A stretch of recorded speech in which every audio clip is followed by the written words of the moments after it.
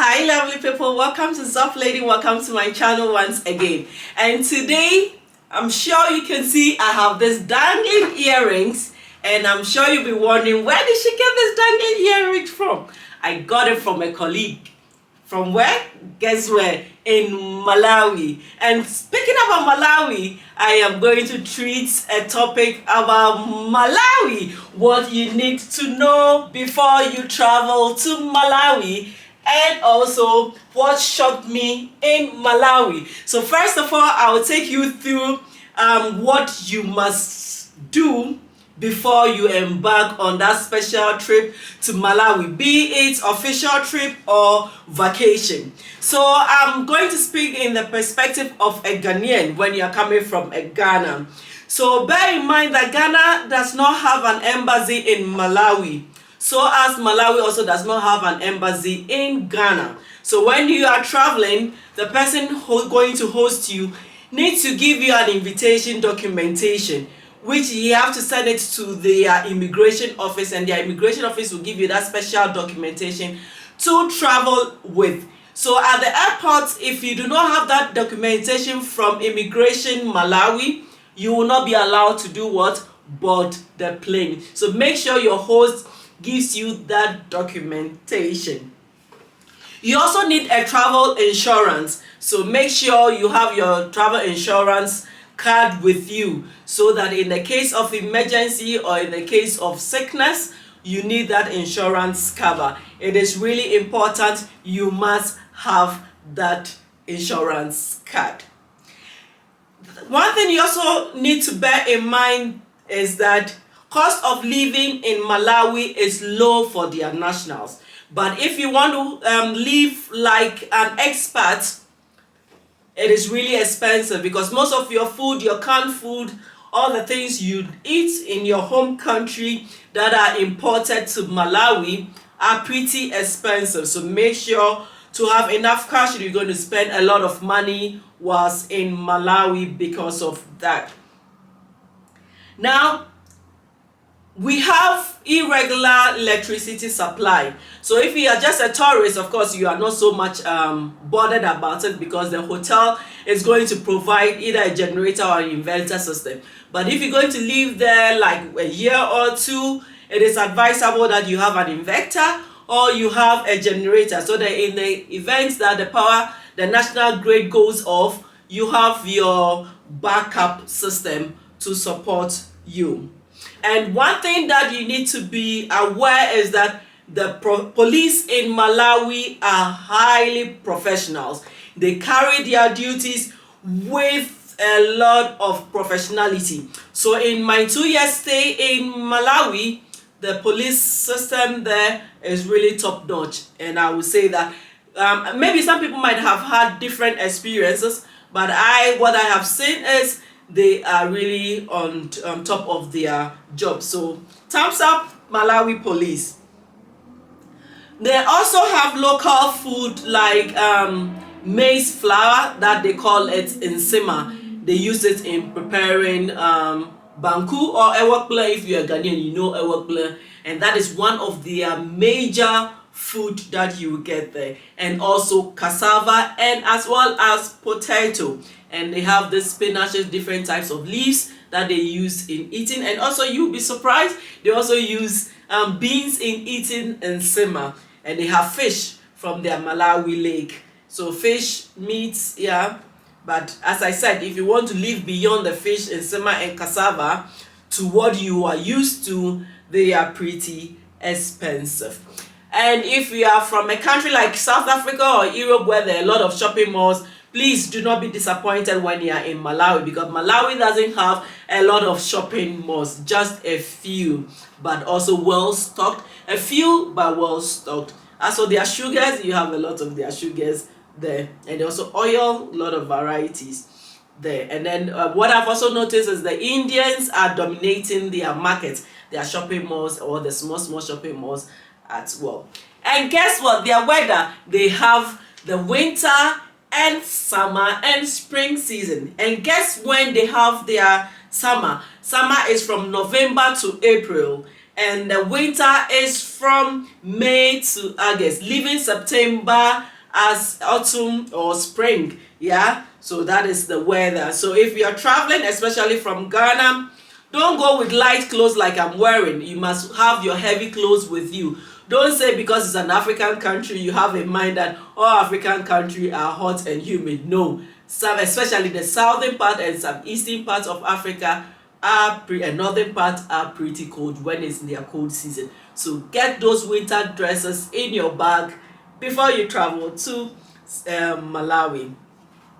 Cars are pretty expensive. You know, Malawi is a landlocked country, so they have to import their goods through the countries that have sea with their neighboring countries before they also bring it to their country, which makes cost of cars very expensive. And if you're going to live in Malawi for a long time, I will recommend that you get your own car because you cannot rely on their transportation system.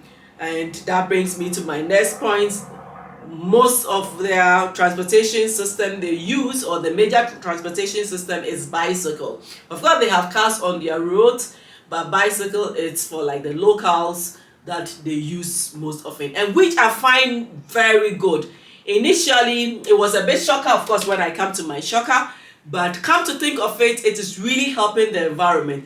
So I can even say that if the policy makers in any of the countries can adapt that, if your workplace is a bit shorter, use your bicycle because it's environmental friendly, so that we can of things that we want to see when it comes to climate change. Healthcare is really important. They have healthcare system, the government, and then the private sector. I will not be able to speak much about the government sector because I didn't experience their government healthcare system. But the private, they have also few healthcare system in Malawi. But the ones that I have even visited in the less private system, they are really good. They provide you with good healthcare, good customer care, good healthcare services in their various clinics and hospitals there. And another thing that you should know, that you should be rest assured when you are in Malawi, the people are really friendly, humble, and respectful. But don't take them for granted because of their humility. They are really nice. So also be nice when you are in their country. Yeah. And they also have beautiful lakes. And Lake Salima will be one of the places that I will recommend that you visit. Beautiful sand, beautiful lake, nice people there, and it's a place refreshing to visit when you are in Salima and Malawi. Another thing to be watchful is malaria. You know, you don't want to be going to the hospital because you don't know the healthcare system very well there. So when you are in your hotel, if the hotel does not have a mosquito net, make sure you put a mosquito net in your bag when you are going to Malawi. If you are going to stay in Malawi for a short-term or a long-term visit, it's also recommended that you get that mosquito net in your luggage. It is really important to prevent you from getting sick, and you don't want to be in another man's country sick. Yeah, sickness is not comfortable, and how much more if you are a foreigner and sick in somebody else's land. Yeah, so I advise that you should have that mosquito net in your luggage. Yes, so this brings me to the end of what you need to know before we embark on that special journey to Malawi. Now I'm going to take you through what shocked me whilst I was in Malawi. Do you want to know what shocked me whilst I was in Malawi? Yes, the first shocker was the airport, because that is where we arrived first when you visited a foreign land. And coming from Ghana, having the Ghana mind, I thought the airport was in city. It was within the city, warehouses and other stuff. But to my surprise, we drove for some time, for about 30 minutes before I started seeing houses. And I was like, ooh, are we really safe? But of course, I was safe. And come to think of it, I think this should be the way to go. The airport should be located the outskirts of town, because it's really good, because it also prevents those noise when the planes are landing. I also feel it is really nice to see the landscape before you enter into the main city. It's beautiful, although in the first instance you get shocked. So when you are a first timer in Malawi, and you arrive at the airport and you are going to your destination, don't be afraid. That is something that you get to see. Yeah, and that is Lilongwe. I don't know about, because they have two airports, Lilongwe and Blantyre. I don't know about Blantyre, but I know about Lilongwe, so I'm talking in terms of Lilongwe. Another thing I found so shocking was when I visited their local market. I love local markets, you know, because this is where you get the food, the local food, and also a bit cheaper as compared to what you get in the mall. And also, why I patronize local market is also to promote the entrepreneur, the farmer, the small scale seller, yeah, or the micro medium scale seller in the market. You know, you help in promoting their business, and that's why I love visiting local markets. Guess what I saw which made me so shocked? I mean, about some few meters, there are men. I'm only seeing men selling from potato to okra to cassava to nsema to pepper to anything you can think of. Men were doing it. So come to think, I just saw the women dotted around. Of course, there are women in the market, but the men are dominating. Yeah, so this is one thing that I found a bit shocking, because as compared to my country, it is women who dominate the market. So about 80% of our women are the ones who sell all the vegetables you can think of, not men. Yeah, I'm sure Malawi men have the reasons why they do. So if you are Malawian and you are watching this video, please drop me a comment and let me know why your men are in the market and not the women. Yeah, let's empower our women. Now, another thing I found a bit shocking was cassava used as snack in taking tea. In my country, Ghana, cassava, guess what we use cassava for? For tapioca, for fufu, for kokonte, for gari, for biscuit, for garifoto. Come to think of it, we use cassava for variety of food in our kitchen, especially the airways use cassava in various even for agbalikaklo, that is for also another snack which tastes nice. I think in one of my videos I will show you how to use cassava to prepare agbalikaklo, and I always also use the cassava to prepare yakaike. I also do it for acheke. I mean, I've counted about 9 stuff that we use cassava for, but Malawians don't use cassava for any of these things, only for taking tea. They boil it, and then when they are taking their tea, they take the tea with their cassava. I found it a bit shocking, but of course, staying there for some time, it didn't become a shocker to me anymore. Another thing I also find shocking, you know, there's this saying, one man's meat is another man's poison. I found mouse and birds that they have put on barbecue sticks, and then they were selling it on the street.